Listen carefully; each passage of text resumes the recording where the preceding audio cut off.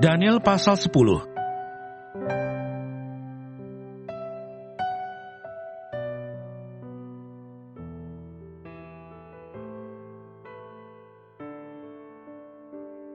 Penglihatan Daniel di tepi sungai Tigris. Pada tahun ketiga pemerintahan Kores, raja orang Persia, suatu firman dinyatakan kepada Daniel yang diberi nama Belteshazzar.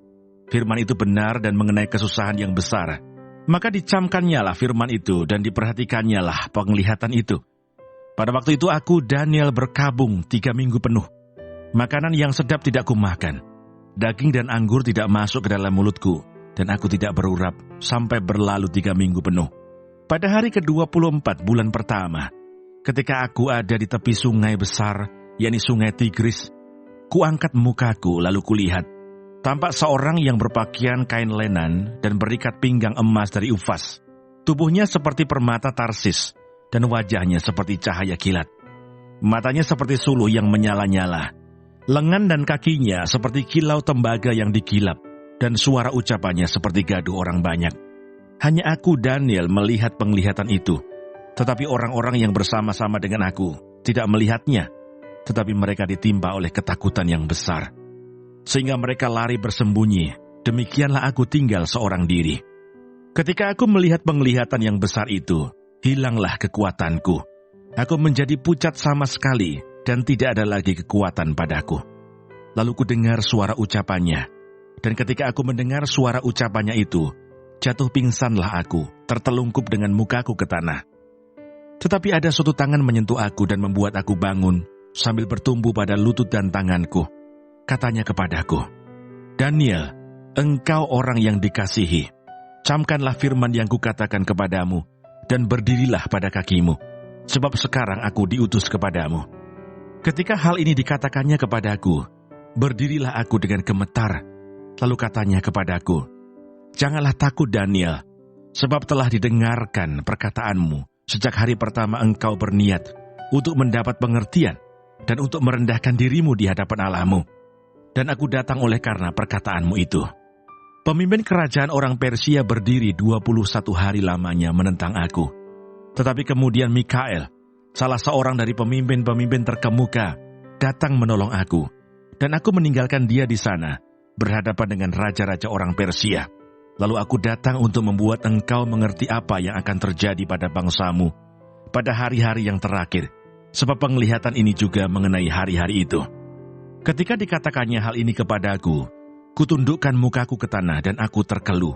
Tetapi sesuatu yang menyerupai manusia menyentuh bibirku. Lalu kubuka mulutku dan mulai berbicara. Kataku kepada yang berdiri di depanku itu, Tuanku, oleh sebab penglihatan itu, aku ditimpa kesakitan, dan tidak ada lagi kekuatan padaku. Masakan aku, hamba tuanku ini, dapat berbicara dengan tuanku? Bukankah tidak ada lagi kekuatan padaku, dan tidak ada lagi nafas padaku? Lalu dia yang rupanya seperti manusia itu menyentuh aku pula, dan memberikan aku kekuatan, dan berkata, Hai engkau yang dikasihi, janganlah takut, sejahteralah engkau, jadilah kuat. Ya, jadilah kuat. Sementara ia berbicara dengan aku merasa kuat lagi dan berkata, berbicaralah kiranya tuanku, sebab engkau telah memberikan aku kekuatan. Lalu katanya, tahukah engkau mengapa aku datang kepadamu? Sebentar lagi aku kembali untuk berperang dengan pemimpin orang Persia. Dan sesudah aku selesai dengan dia, maka pemimpin orang Yunani akan datang. Namun demikian, aku akan memberitahukan kepadamu apa yang tercantum dalam kitab kebenaran. Tidak ada satupun yang berdiri di pihakku dengan tetap hati melawan mereka, kecuali Mikael, pemimpinmu itu.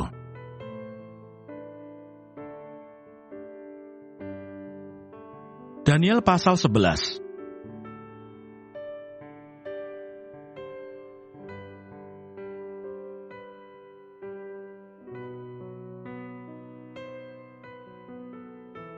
Seperti dahulu aku juga mendampinginya untuk menguatkan dan menyokongnya, yakni pada tahun pertama pemerintahan Darius orang Media itu.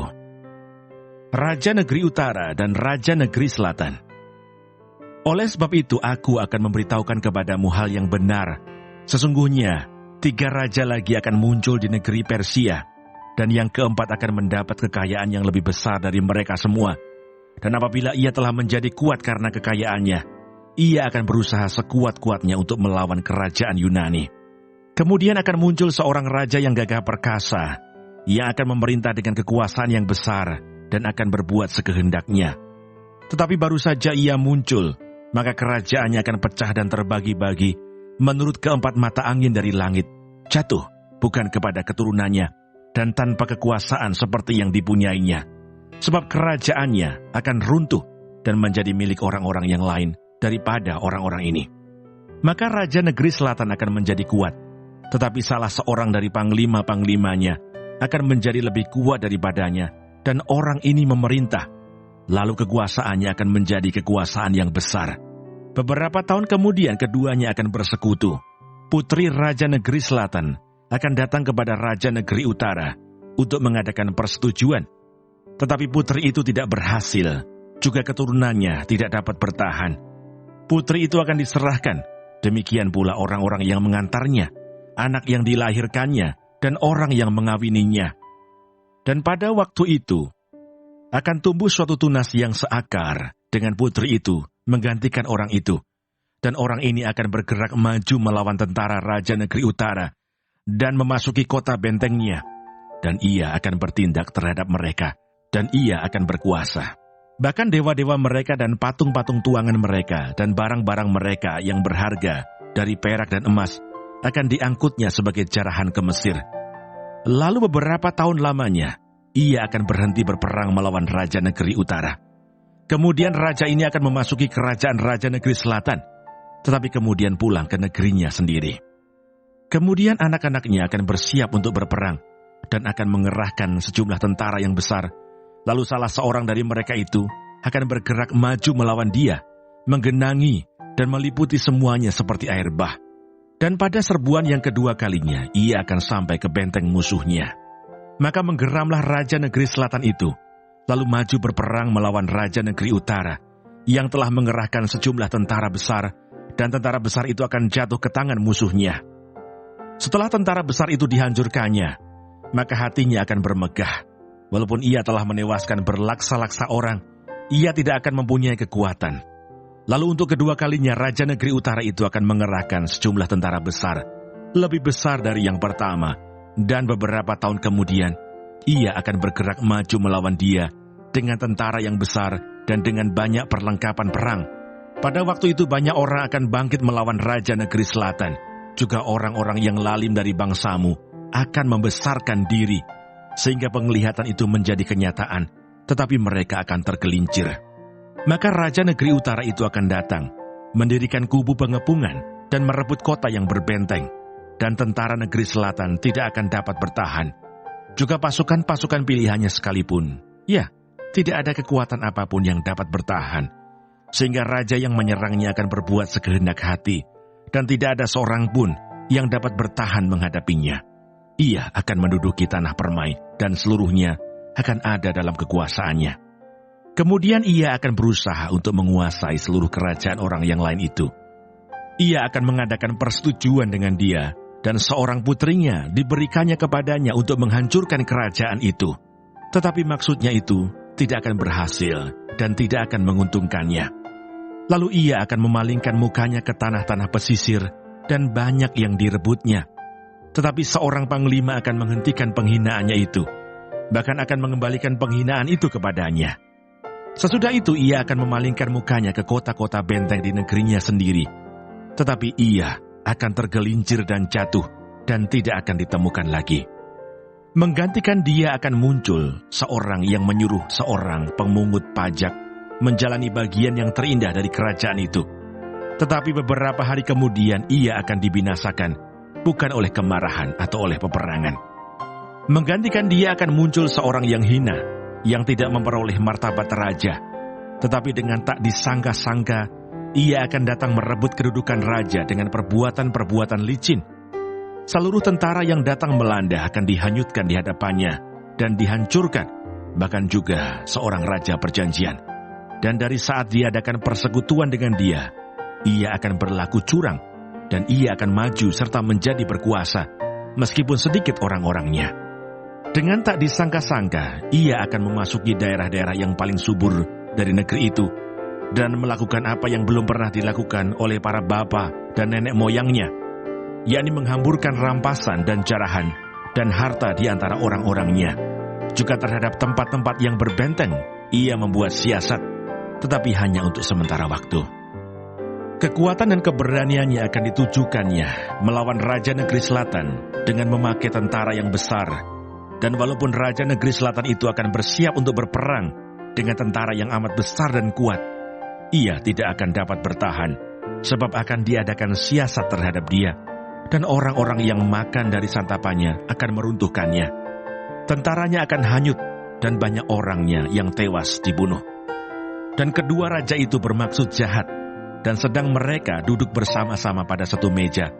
Mereka akan saling membohongi, tetapi hal itu tidak akan berhasil, sebab akhir zaman itu belum mencapai waktu yang ditetapkan. Kemudian ia akan pulang ke negerinya dengan banyak harta, dan hatinya bermaksud menentang perjanjian kudus, dan itu dilakukannya, lalu pulang ke negerinya. Pada waktu yang ditetapkan, ia akan memasuki pula negeri selatan, tetapi kali yang kedua ini tidak akan sama dengan yang pertama, karena akan datang kapal-kapal orang Kitim melawan dia, sehingga hilanglah keberaniannya.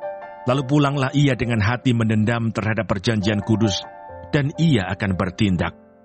Setelah pulang kembali, ia akan menunjukkan perhatiannya kepada mereka yang meninggalkan perjanjian kudus.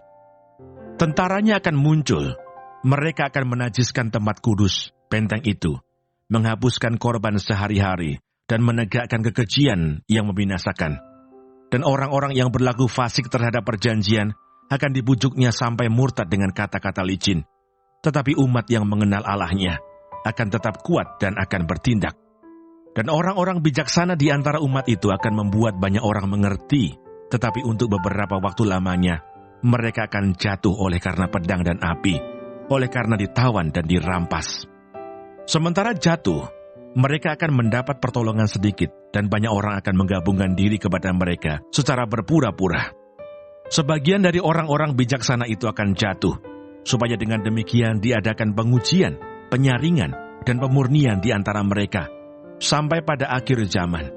Sebab akhir zaman itu belum mencapai waktu yang telah ditetapkan. Raja itu akan berbuat sekehendak hati. Ia akan meninggikan dan membesarkan dirinya terhadap setiap Allah. Juga terhadap Allah yang mengatasi segala Allah, ia akan mengucapkan kata-kata yang tak senonoh sama sekali. Dan ia akan beruntung sampai akhir murka itu. Sebab apa yang telah ditetapkan akan terjadi. Juga para Allah nenek moyangnya tidak akan diindahkannya. Baik pujaan orang-orang perempuan maupun Allah manapun juga tidak akan diindahkannya. Sebab terhadap semuanya itu, ia akan membesarkan diri. Tetapi sebagai ganti semuanya itu, ia akan menghormati dewa benteng-benteng. Dewa yang tidak dikenal oleh nenek moyangnya akan dihormatinya, dengan membawa emas dan perak dan permata, dan barang-barang yang berharga. Dan ia akan bertindak terhadap benteng-benteng yang diperkuat dengan pertolongan dewa asing itu. Siapa yang mengakui dewa ini akan dilimpahi kehormatan. Ia akan membuat mereka menjadi berkuasa atas banyak orang, dan kepada mereka akan dibagikannya tanah sebagai upah.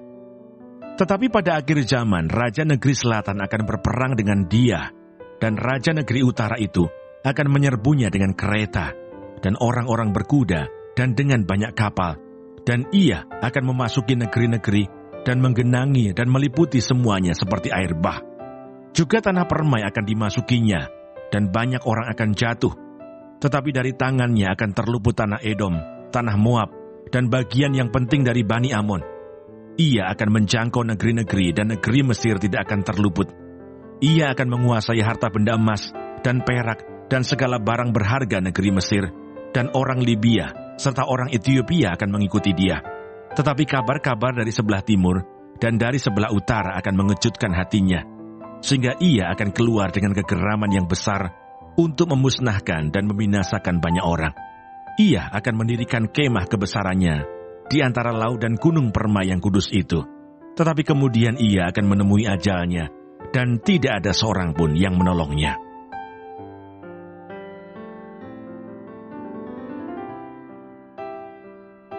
Daniel pasal 12.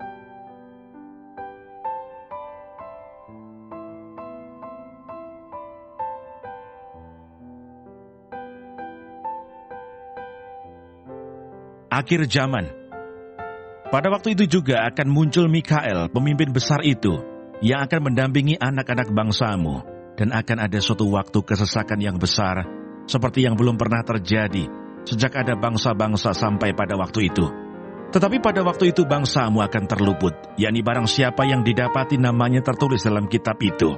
Dan banyak dari antara orang-orang yang telah tidur di dalam debu tanah akan bangun, sebagian untuk mendapat hidup yang kekal, sebagian untuk mengalami kehinaan dan kengerian yang kekal. Dan orang-orang bijaksana akan bercahaya seperti cahaya cakrawala, dan yang telah menuntun banyak orang kepada kebenaran seperti bintang-bintang, tetap untuk selama-lamanya.